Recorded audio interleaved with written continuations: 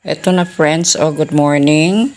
Ito na ipapakita ko sa inyo ang yung yung fruits of my hobby. Yung mga ginagawa ko araw-araw, minsan 3, 2 sa isang araw. Depende yan sa gana ko at saka sa sipag ba. Kasi minsan masipag tayo, minsan hindi din. Depende yan kasi. Tapos ito, kayo na lang bahala maghusga, kung maganda ba o hindi. Kasi ako as a beginner, proud na proud ako magpapakita nito sa inyo. Sana magustuhan nyo. Baka sa sunod kung ito ay hindi maganda para sa inyo, baka sa sunod maganda na ang gagawin ko.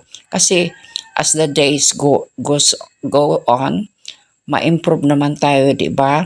Nagpa-practice lang naman tayo. We are learning every day, di ba? Sige, tingnan nyo ha. Sige, thank you for watching.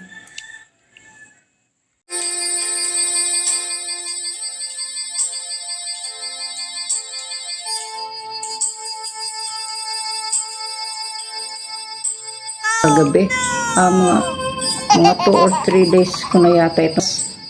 Yan. Mga earrings ito sila ha.